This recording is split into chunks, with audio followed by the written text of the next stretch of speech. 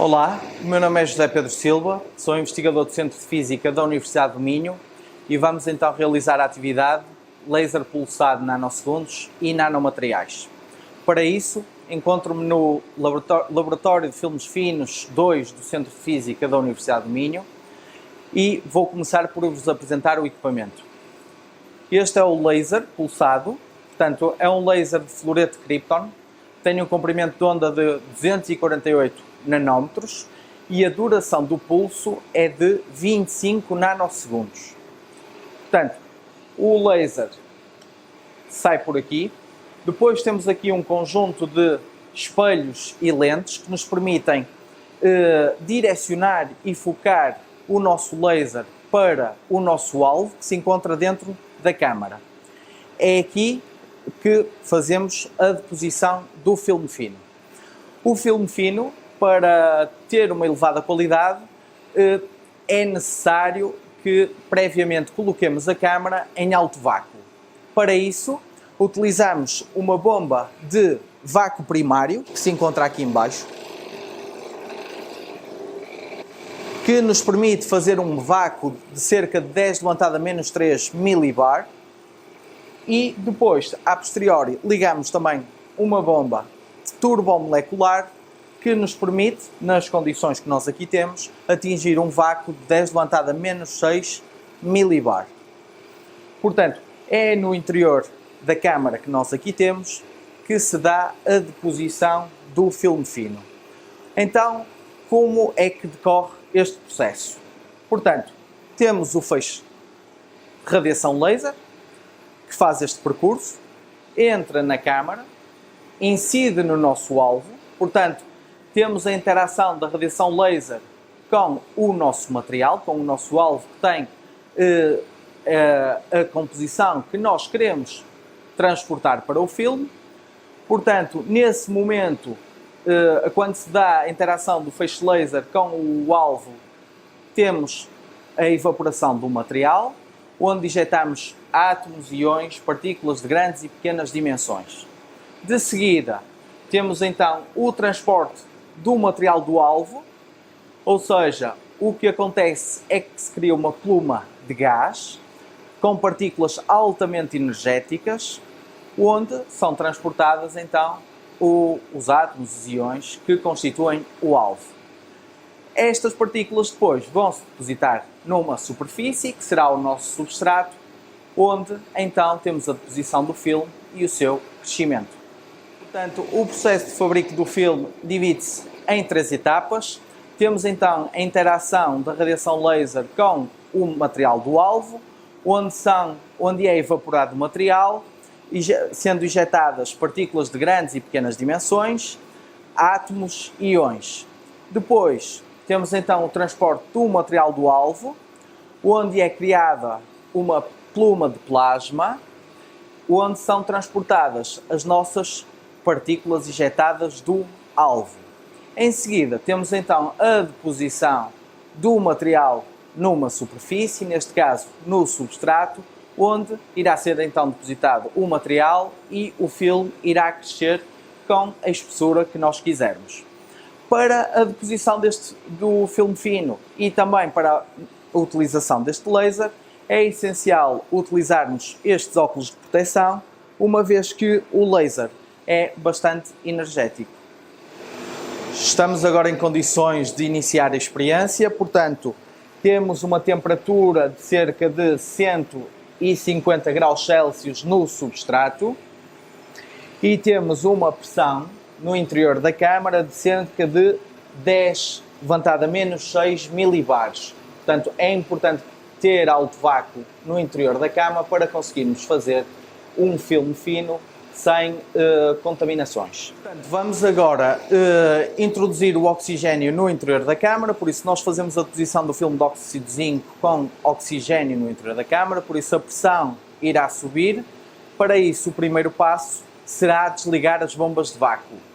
Vou começar por desligar a bomba turbomolecular. Vou então agora abrir a garrafa de gás de oxigênio que se encontra aqui. Portanto,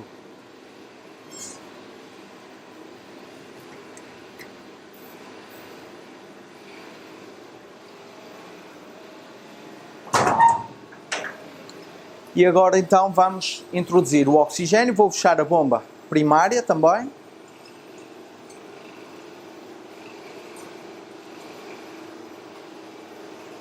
E vamos agora introduzir o oxigênio na câmara através desta válvula. E podemos ver que a pressão começa a subir. Vamos agora controlar, abrir ligeiramente aqui esta válvula para termos então uma pressão de 10 levantada a menos 2 milibares. Vamos agora definir as condições do laser. Para isso vamos operar no teclado do próprio laser. Vamos definir uma frequência do laser de 5 Hz. Aqui está. E vamos definir uma energia do laser de 400 milijoules. E aqui está. Vamos agora iniciar a deposição, por isso vamos ligar o laser. Portanto, estamos agora a depositar o filme fino. Conseguimos ver a criação da pluma. Portanto, estamos a evaporar o material do alvo e a depositá-lo no substrato de silício que se encontra do lado direito.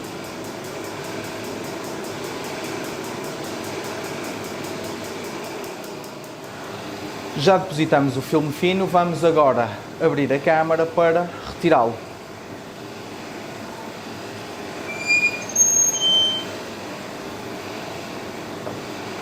Portanto, terminamos a deposição do filme fino de óxido de zinco, que é este que aqui se encontra. Portanto, este filme foi depositado num substrato de silício idêntico a este que temos aqui. Este foi o alvo de óxido de zinco utilizado para fazermos o filme fino. E aqui na fila de baixo temos um conjunto de filmes finos de outros materiais, por exemplo, de materiais ferroelétricos, que foram depositados noutro tipo de substratos. Por exemplo, aqui este filme foi depositado, é um filme transparente que foi depositado em cima de vidro, e estes são substratos de silício platinado.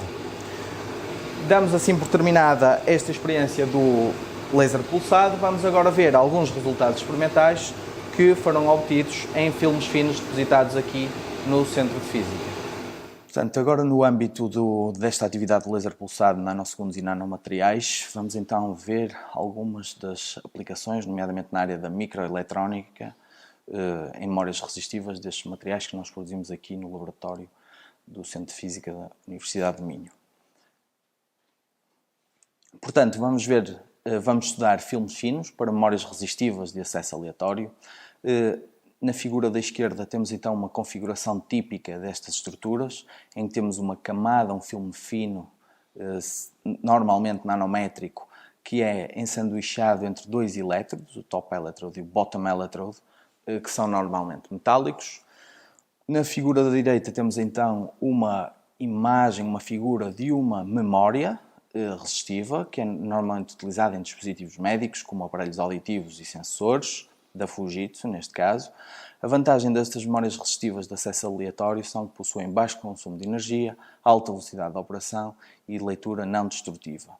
Neste gráfico da direita, em que temos uma curva IV, é possível verificar, então, este é o fenómeno em que se baseiam estas memórias resistivas, em que temos um estresse, temos uma janela de memória entre dois estados de corrente, onde altamente resistivo e outro que não é tão resistivo, e por isso, para a mesma diferença potencial, temos dois possíveis estados de corrente. E é com base neste efeito que estas memórias resistivas funcionam.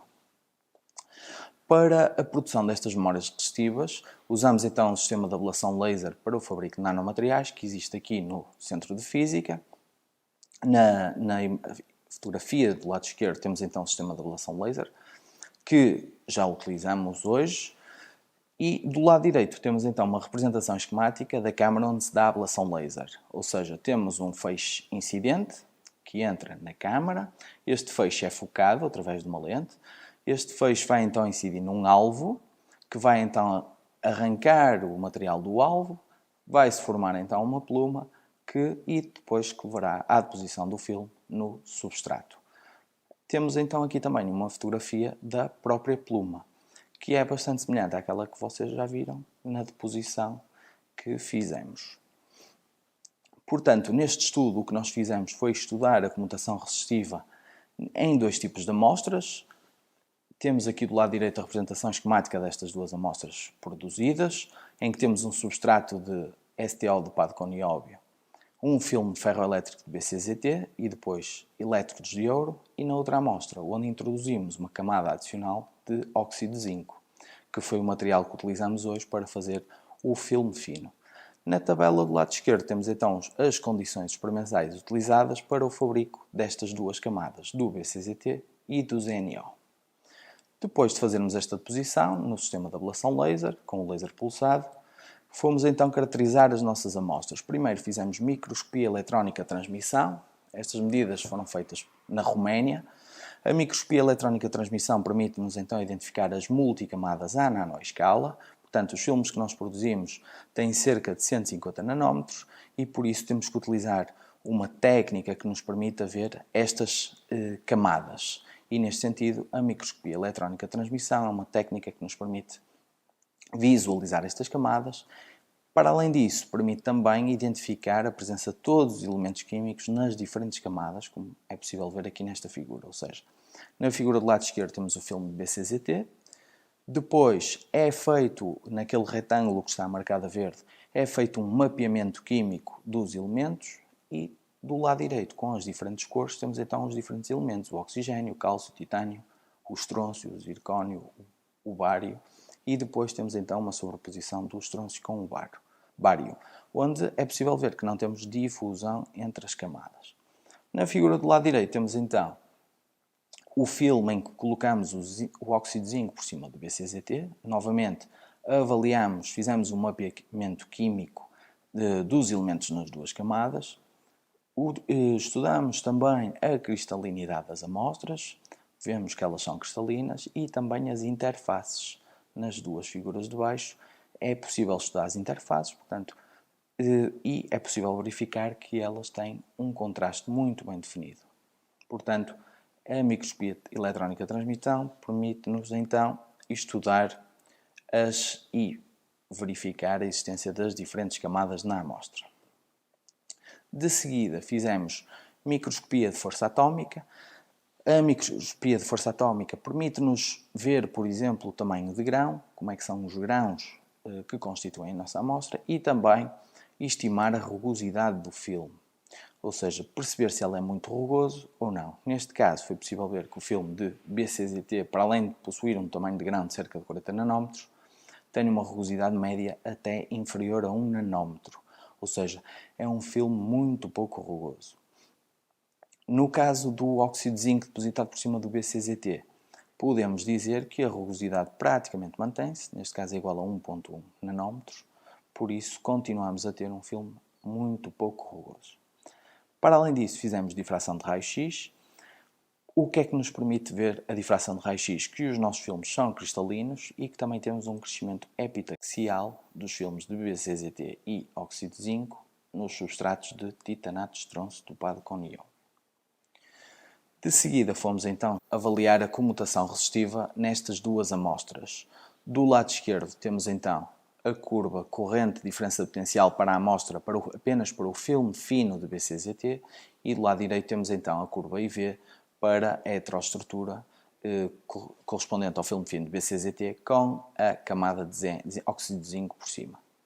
O que é possível verificar é que ambas as amostras apresentam a comutação resistiva, ou seja, ambas as amostras podiam ser utilizadas como memórias. No entanto, a amostra em que temos a heteroestrutura, ou seja, onde temos o óxido de zinco depositado por cima do BCZT, a razão da comutação resistiva é aumentada 500 vezes. Ou seja, esta amostra é mais promissora para ser utilizada como memória resistiva. Depois de estudarmos as 2 amostras, fomos estudar para a amostra que apresenta uma performance superior a sua estabilidade, ou seja, fomos repetir esta medida IV cerca de 100 vezes. Temos aqui a imagem do lado direito que nos permite avaliar o comportamento, a estabilidade, e é possível verificar que este comportamento de comutação resistiva é bastante estável, ou seja, indica-nos que esta amostra tem todo o potencial para ser utilizada como uma memória resistiva. A título de exemplo, este trabalho foi publicado na ACS Applied Materials Interfaces, em que efetivamente foi estudada a comutação resistiva nestes materiais. Esta é a capa do trabalho. E por isso, em jeito de conclusão, o que nós podemos concluir é que a introdução de um filme fino de óxido de zinco permite melhorar a resposta de comutação resistiva de um filme fino ferroelétrico BCZT. Para além disso, a técnica de ablação laser, com um laser pulsado, permite então preparar memórias resistivas de elevada performance. Terminamos assim esta atividade.